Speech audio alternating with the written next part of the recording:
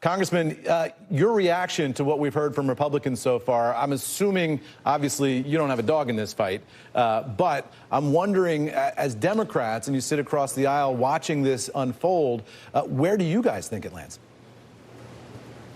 Well, Eamon, Emily is right that we have very serious issues. Tomorrow morning, we have a bipartisan briefing on the war in the Middle East and how we can support Israel. Right now, we can't have any vote on a bipartisan resolution that has 390 House co-sponsors, including me, because we don't have a speaker. Now, Democrats, just before this appearance, we voted unanimously for Hakeem Jeffries. And I just want Republicans to get their act together to have some speaker nominee by tomorrow so we can get on with the work of the American people. I wanted to ask you about Hakeem Jeffries because it seems like, there's a coalition to be built here, right? I mean, Jeffries could approach a number of Republicans, particularly Republicans who are in Biden districts where President Biden won, in some cases by a big margin.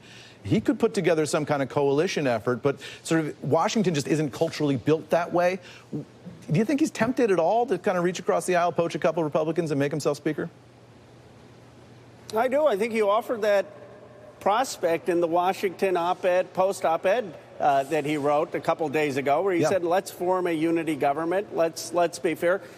Here's my view. If the Republicans can come up with someone tomorrow and have unanimity, fine. I mean, they have the majority. But if they can't, then we need to govern. We've got too many serious issues, and they should really explore, the moderates, forming a coalition with Hakeem Jeffries. That's fascinating. We've never seen anything really like that.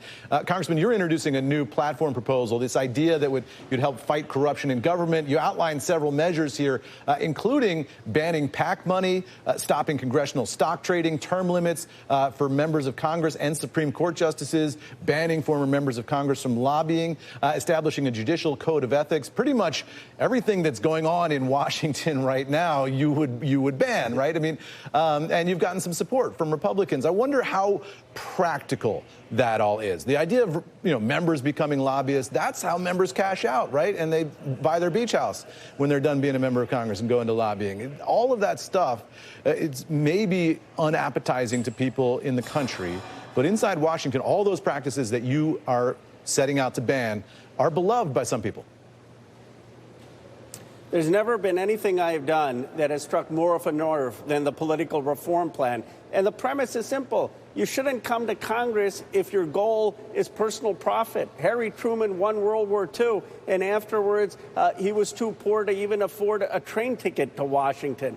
The plan has bipartisan support. It says members shouldn't become lobbyists, don't have PAC or lobbyist money, don't have members trading stock, and have some term limits. I believe that this is enormously popular. This is what Americans want. They don't care who the speaker is, McCarthy or someone else. They want fundamental reform of the institutions. This is our opportunity to do it. Can you enforce term limits without like a constitutional amendment or something like that? I mean, if you pass a law, can you make that binding on elected representatives who are elected constitutionally who don't agree with you and say, you know what, I don't care what Ro Khanna says or what the law was passed that would do, I'm just going to stick around? You're absolutely right. On members of Congress, it would require a constitutional amendment. But for Supreme Court justices, we could do it through congressional statute. And we certainly could ban PAC money, lobbyist money, congressional stock trading, and Congress members becoming lobbyists through congressional action, and even in some cases through House rules. So if you can't do all of my plan, you can certainly do the low-hanging fruit. Congressman, good luck with that. We'll see where it goes. I'm deeply cynical. I've been in Washington a long time, deeply cynical about the way people are going to vote on all that. But it's a fascinating prospect. Thank you for your time tonight. Well, the people win at the end.